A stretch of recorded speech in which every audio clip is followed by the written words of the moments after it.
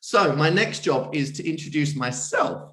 So I'm Michael Perry, also known as Mr. Plant Geek, and today I'm going to share my screen and I'm going to talk to you about social media and how that's made such a difference to my life, my career, but also how you can make the most of it at whatever level, whether you are a consumer sitting at home on a sofa, whether you're a buyer that is looking to drill into those different trends, or perhaps you're even a grower. So every single chain can benefit from social media, and sometimes in exciting and very different ways as well. So excuse me for a moment while I share my screen and then bounce into that presentation. So here we are. You should still be able to see me and the screen as well.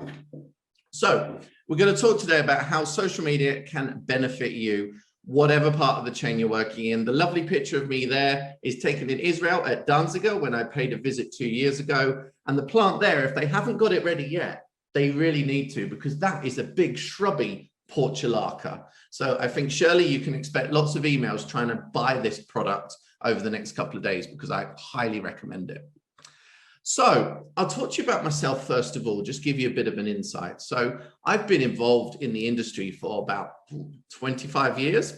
So when I was a child, I was gardening with my grandparents and I absolutely loved it, and wasn't sure what I wanted to do when I grew up, because I didn't want to be a gardener necessarily or a garden designer, but I knew I was interested by new plants, different plants. So I was very lucky to have a career with Thompson & Morgan, who are a mail order company that you may have heard of. And I was there for about 20 years and introducing brand new plants, looking at new concepts as well. So it wasn't just about new plants, but also repackaging plants that we already knew. So we introduced ground cover lilies, which were basically pot lilies planted 20 per square meter. So it's kind of reshaping what you already know in order to make the most of those different demographics as well. And of course, we launched products that were a little bit kind of crazy, ones that got the headlines, such as black hyacinths, yellow snowdrops, and also the egg and chips plant, which is aubergines, eggplants on the top and potatoes on the bottom. Since leaving Thompson & Morgan about 5 years ago, I've been freelance. And during that time, I've really had a great time, because social media has been my visual CV. So really, I don't even know where my paper CV is on the computer anymore. Social media is a showcase to show what I can do. So I've kind of overcome that typical kind of English shyness about boasting and talking about your successes, because I believe that's what you have to do on social media, because people need to know what you stand for, what they can rely on you for, and what they're going to get from you as well. So kind of be reliable, be consistent. But I would say the last 5 years, you know, most work has come to me through social media. Most new products that I've spotted have been social media. Lots of new ideas have come through social media, and they're things that I then bring in, create into content. It might be that I take those onto TV programs that I work with in the UK as well. So social media really is very important to me, but also I realize that any of those could become less important tomorrow. So I make sure that I've got a good real life presence as well as social media as well. But I want to point out that you might be sitting there and you might be a grower or a retailer, and you might not be connected to the consumer directly, but social media is still important for you, because of course, you know, the buyer that has a personal social media account might be sitting on their sofa on a Sunday afternoon and browsing and happen to see a new product on Danziger's social media profile, for example. So of course, it's important in that context, but it could be, you know, there's a consumer that sees something that has been put up by a retailer, or perhaps they're inspired by seeing something on a grower's, you know, retail account as well. So it crosses over into all of these different areas. So whatever level you're at, there's bound to be something important there. And I would say social media on the whole can drive customer demand, but not necessarily always directly, but also that can drive the trends that we're looking at, kind of what people want, what we as larger companies and larger growers and retailers need to respond to as well. And we've seen a lot of those in Manuel's presentation. And I'm sure a lot of that inspiration was coming from what he was also seeing on social media at the time. So don't discount social media as a waste of time. It is really kind of what has given me a great career and paid my mortgage in the last 5 years. So I can't complain. So a few examples of how I've used social media over the last season or so. Now, one of my biggest roles is not necessarily the presenting on TV in the UK, but actually creating content with breeding companies across Europe. So what you'll see on the left-hand side there is actually Petunia Hello Yellow, which is from Danziger. So basically, I'm talking about this petunia in a video, there's a screenshot here, and introducing it as a new trend color, a new yellow color. And of course, Danziger don't sell directly to the consumer, but the consumer gets inspired by that. The buyers then see that and they're like, wow, we should really stock this product, because Mr. Plant Geek's put a video up about it. People are really raving about this yellow petunia. So even though that is kind of, you might think that I'm disconnected, because obviously the wholesaler, the breeding company, the consumer, there's a lot of parts of the chain in between there, but actually that is what is inspiring it. It almost jumps parts of the chain because I'm putting those products out there. Likewise, with the middle picture there, you'll see that these are poinsettias from Selector. And I've just created a piece of content this week that you'll see on my Instagram, which is Mr_Plant_Geek. And you'll see that I've created my own Christmas video. But with any content like this, I want to make it different and distinctive. So have a little watch and see what you think. But it's basically, I'll keep it a surprise, actually. Just have a little look, see what you think of that video on my Instagram. And then on the far right, we've got some content that I created with Sakata. And this is covering Beauty Cow, which is a fantastic petunia, but it's the marriage of petunia and calibrachoa. So I put that together as a fairy tale. And so I actually read this fairy tale from a book in a seat in my garden, sitting next to the plant. So you can see the content that I create is quite different styles, but it's trying to inspire the consumer and also help the breeder to get their message out there as well. So first of all, let's look at benefits of social media for the retailer. So what you can get as a retailer is instant customer feedback. So it could be that we've got an example here of Perrywood Garden Centre in the UK.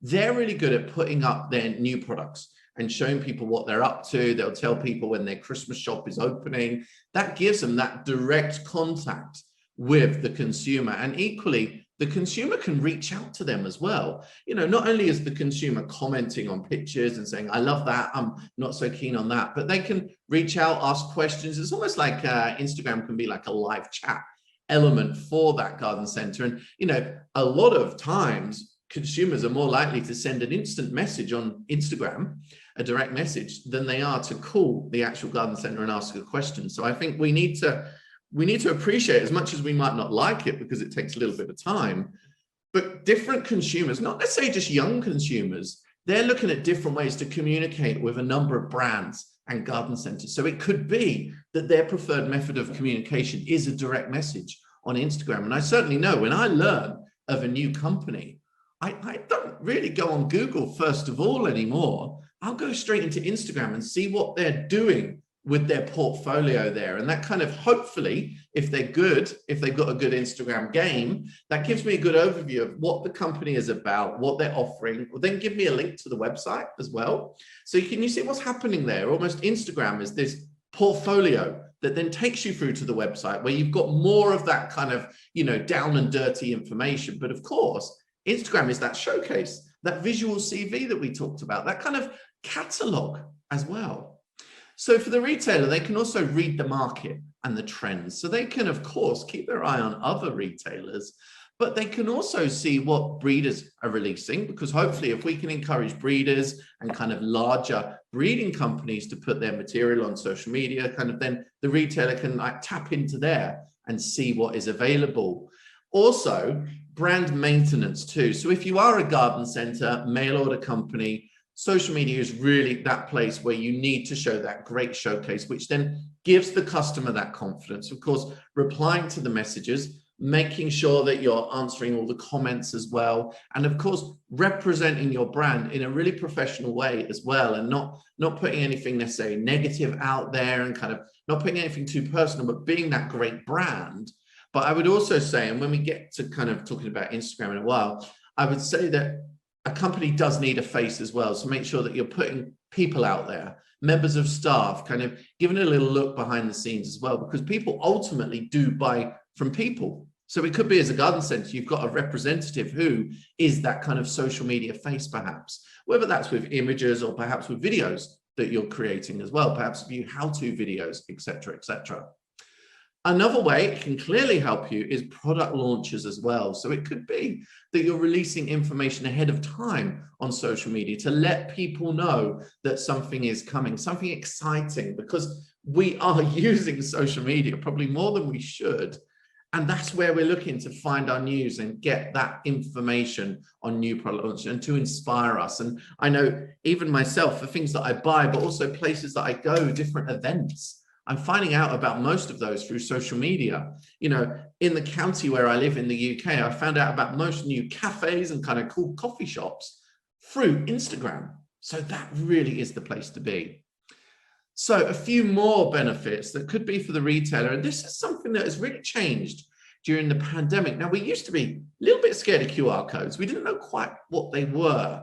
And I think at the same time, iPhones and also kind of Samsung phones, you used to need an app to open the QR code, but nowadays you can do it automatically with the camera. So that has ultimately made it a lot easier. Obviously, with the pandemic, the kind of touch-free kind of zones, we've made it so you can then QR code, get the menu up in a restaurant, order really hands-free. But this is also working very well in garden centers because, of course, you can have a label in a pot. You can't give all of that information on that small label. And certainly, I work on QVC. I'm selling plants through the TV. And what we always say is, you know, we can give you more information in 4 minutes than you would find on that small plant label. But what about maximizing that plant label with a QR code that then takes you through to a website, more information, or the social media platforms where all that information will be?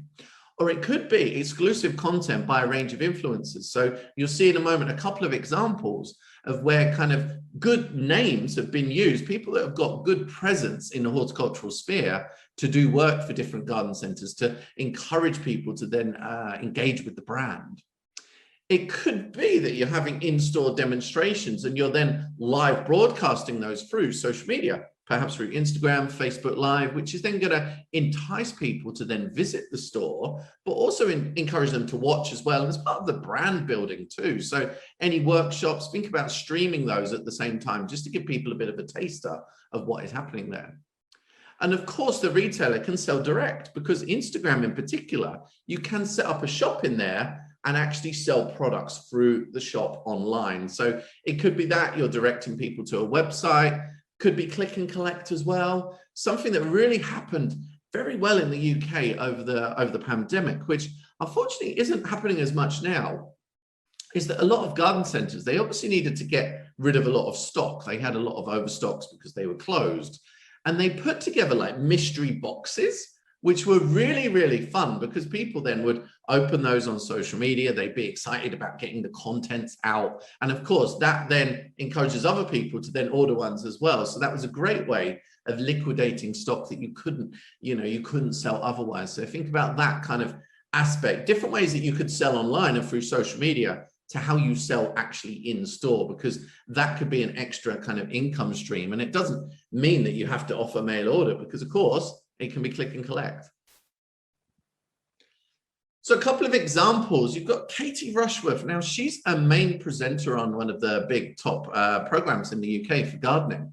And she's been doing some work with a garden centre in the UK. And I've really watched that through their profile, but also through her profile. And that has given me a really great confidence in kind of knowing that personalities kind of lead some of that because she's got a great social media presence. She's recognizable from TV as well. So that is a great coup for that garden centre to have her involved.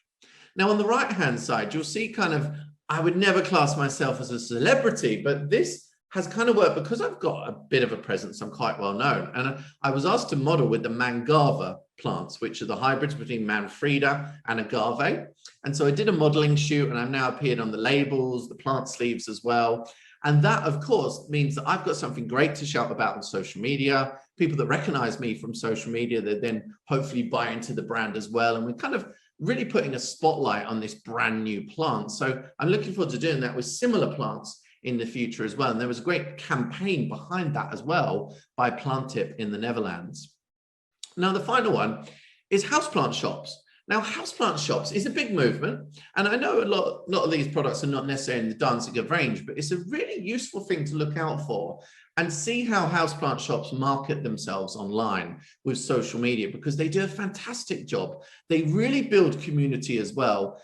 And I think at some stage, all of those new houseplant kind of buyers, and it'd be great to chat to Manuel about this, because surely at some stage they are going to migrate to outdoors. And yeah, of course, they might not have a garden or a balcony even, but they will have a window box. So I think houseplant buyers are soon going to switch on to outdoor patio plants as well. And we need to be here and ready when that happens. So I think we can learn a lot through houseplant shops and how they've launched themselves online. And again, I've seen a couple are opening in my home county here, and I only know about that through Instagram. So it counts for a lot. So benefits of social media for the buyer. Now, you might think as a buyer, you're kind of anonymous, you're kind of, just move around, you go to a few seminars for your trade shows, but actually social media could help you, not just in kind of showing what you do, giving consumers a bit of behind the scenes, but also as being a bit of a spy and seeing what is going on out there and what you can learn from it as well. So let's have a little look at the suggestions here. So first of all, you can read the market. So you can see what people are starting to buy. If you get a feel for the fact that people are really starting to embrace orchids around Christmas, then next Christmas, perhaps you're going to up your game with orchids and look for new products around there. Of course, you can engage with consumers direct, or you can just kind of sit at the back, just watch what's happening.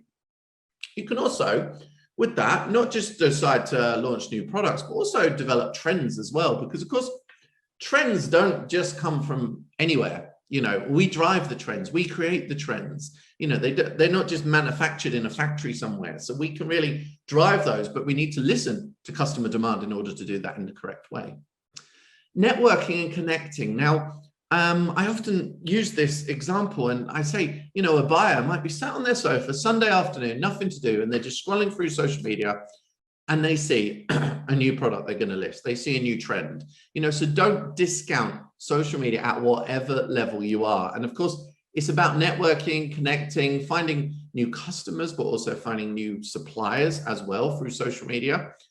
And don't just think that that's LinkedIn, because Instagram is really big for this as well.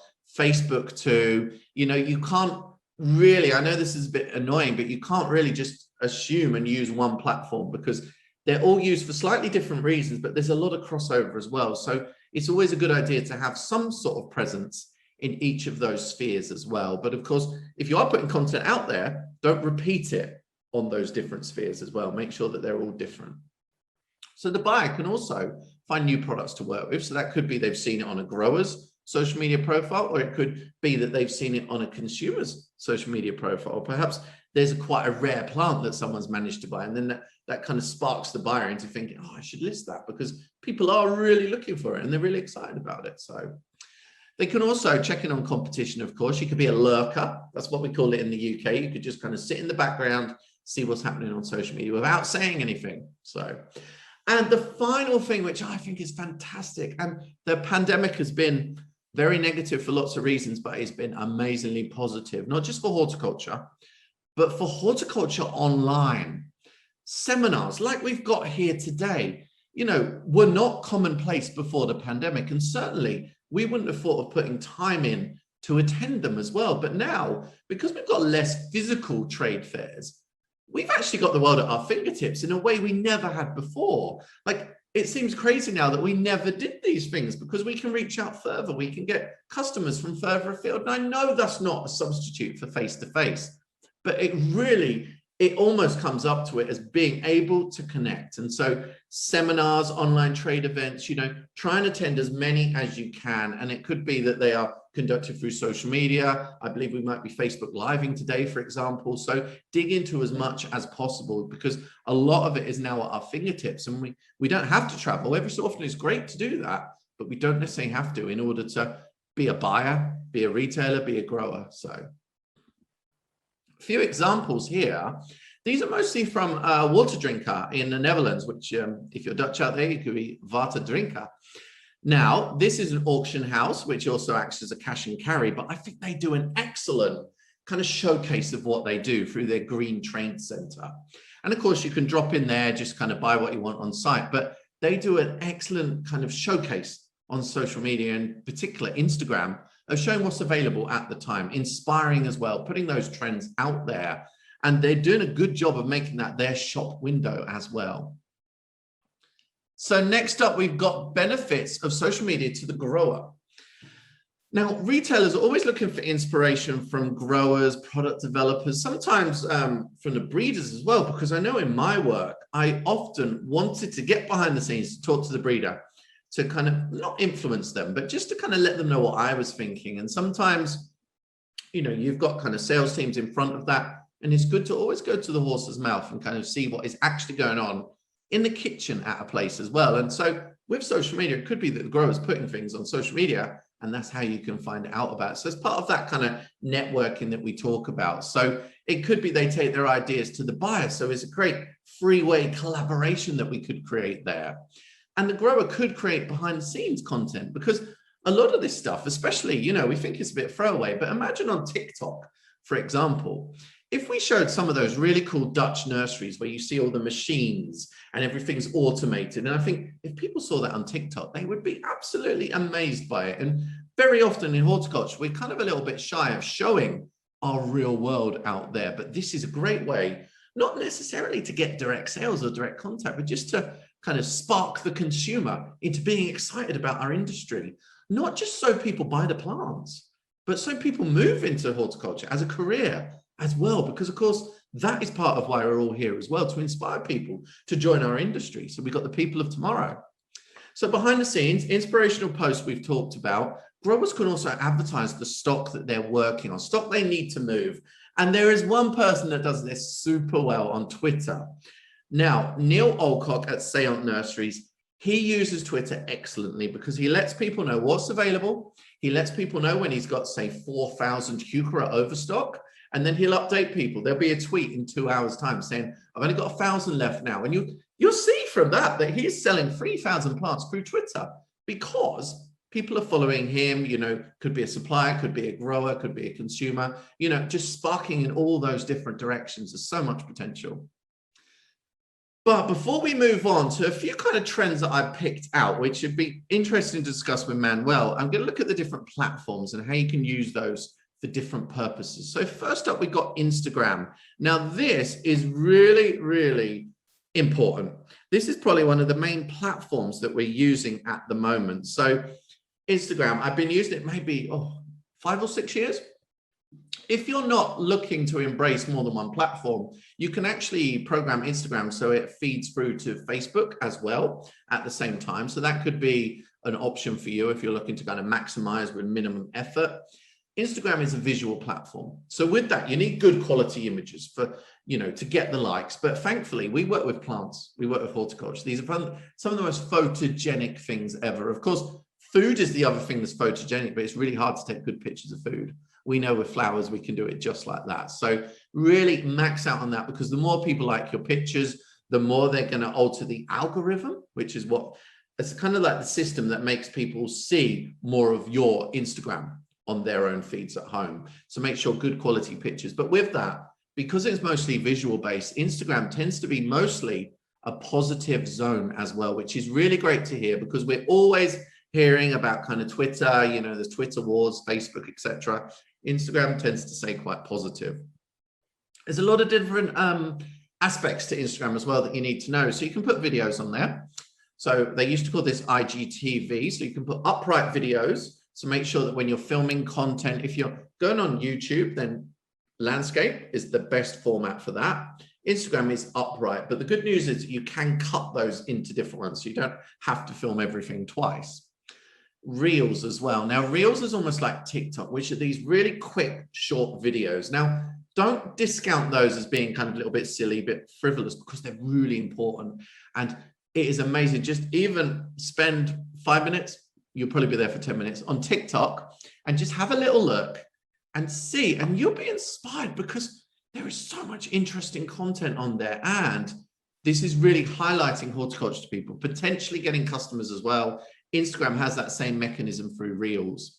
You can also do stories, which are the posts that disappear within 24 hours. And you'll almost find recently that the algorithm is favoring the stories over the posts as well. So if you're working with a client and they insist on having everything on the post. Don't, you know, stories, don't really disregard those, because often more people are looking at the stories than the post, even though the post stays there for a longer period. Also in stories, you can do various things like go live as well. So it could be you broadcast live from your nursery. It could be you broadcast live from a trade show, for example. So a few little options for you there. Next, we've got TikTok. So again, it's a creative platform. It's not just for kind of dancing around in all sorts of outfits, but it's a really unique way of attracting audiences to our industry as well, spreading the love of plants. Facebook. Now, Facebook tends to be favored by a slightly older demographic. Now, don't discount that, because of course, a lot of our consumers are there, but when we've spoken to Manuel earlier, we've realized that they're the ones that are a little bit more price sensitive. So of course, always know your audience and your demographic that you're talking to. Of course, there will be exceptions, but generally, we're talking Facebook is like more the older clientele, and Instagram is slightly younger. So approach that differently, the type of products you're going to talk about, type of things you're going to do. But Facebook tends to be a little bit more conversational, which is nice, because for me, I find I can ask a lot more kind of honest feedback on products and kind of, you know, getting that, whereas Instagram is a lot more fast moving, and someone's probably not going to make a comment unless they're really attracted by your image as they go past. So Facebook is, I would say, a bit more in the slow lane than Instagram tends to be. And of course, LinkedIn, don't underestimate LinkedIn. Now, this is, of course, a visual CV of your work, but use it as the social media platform that it's been created into. They've done a brilliant job creating LinkedIn to a kind of app recently. And this is a great way for liaising with your peers, networking, obviously, you know, at an industry level, a great way of getting new jobs, getting your face out there as well. But LinkedIn is really great just simply for connecting and putting stuff out there. But bear in mind that on your birthday, you will get about 100 inbox messages wishing you happy birthday. So bear in mind. Right, so a few other ideas. This is slightly off social media, but I just wanted to kind of float a couple of ideas with you guys. So you'll see me there. You'll probably wonder what on earth is going on. This is Halloween, and I work a lot with a Channel 4 program. So that's the main channel in the UK called, it's a daytime show called Steph's Packed Lunch. And with them, I work with a lot of plant items. So we did something for Halloween. We included a lot of crazy kind of Halloween plants, but a few new products like Senecio angel wings. So bringing them to that showcase. So of course, social media is great for getting the message out there and advertising and marketing. But have you ever thought about TV? Because poinsettias only became famous because the Eckie family got product placement onto different TV programs. So it makes you think a little bit about those different platforms. And it doesn't have to be a big TV advertising budget. It could be that you're getting the plants onto the TV program through someone like myself or another influencer. Now, the other thing that I'm really excited about recently, and I really want a company out there to make this happen, but how about, you know, celebrities, actual celebrities, maybe Kardashian or kind of a little bit down from that level. They advertise a lot of different products. They advertise jewelry, perfumes, kind of sports cars. But have they ever advertised a new orchid or a new petunia? Which big breeding company is going to be the first to pay for a higher level celebrity to advertise a plant? Because this is surely the moment, because this is a golden moment for horticulture. Maybe, I know it will be like a PR stunt, and of course, shouldn't take it too seriously, but if we got that really high, you know, Kylie has got her own wine, for example. Kylie could have her own new lily. You never know. So that's something to think about when it comes to kind of marketing. So something that I really hope to work on in the next couple of years. So a couple more slides, and then we are going to move on to Yankee. So a couple of trends that I've picked out is, first of all, the houseplant bedding plant crossover. Now, this is something I'm a little bit obsessed with. I've got spider plants in my containers outside alongside the beauty cow petunias. Inside, I've been using a lot of flowering begonias on windowsills. Last season, I used Nemesia as an indoor house plant. So a little decorative pot on the windowsill. It was happy for months. Osteosperms as well. So I'm really obsessed with that kind of crossover of how we can find new house plants, but also maybe a few current house plants could be good outdoor plants as well. And of course, this is a way to recruit all of those houseplant lovers into the outside zone and vice versa as well, because I think there's got to be a market opening up there at some point. Next, we've got joyful colors and reminiscing. Now, I really think that people have been tired by the pandemic last couple of years, and they're really looking to kind of plants that they remember from their childhood. So plants that make them feel good. So that is in my head, the big four, which is geraniums, begonias, petunias, and busy lizzies. And what we can do to maximize on those, people recognize them. You know, it's not like introducing something more unusual like isotoma. You know, people recognize it. They know where they are with those plants. So we shouldn't discount those and look at those new products, how to put them out there. People are also kind of excited about color as well, and kind of really celebrating with color and not necessarily having everything color coordinated. Sorry, Manuel, but they, you know, we've got to think there are a lot of people out there that just want color in the gardens. They got that expendable income. They probably haven't got the time to choose it quickly. We should account for those. And it might be colors that remind them of their childhood or plants that they grew many years ago, and it makes them feel good. So that's part of that kind of feel good factor that we all need at the moment. Next, now, Barakura style planting is something that I worked on in Japan, and I've been doing lots of lecturing in Japan over the last 5 years. And oddly, I was invited there to teach them about English planting. But when I arrived, I realized they were doing something that was crazy to me, but I learned a lot from them. It's called Barakura style. And this is basically selecting perennials, small shrubs, annuals. It could be succulents, any plant that you want into this arrangement. It's like a living arrangement.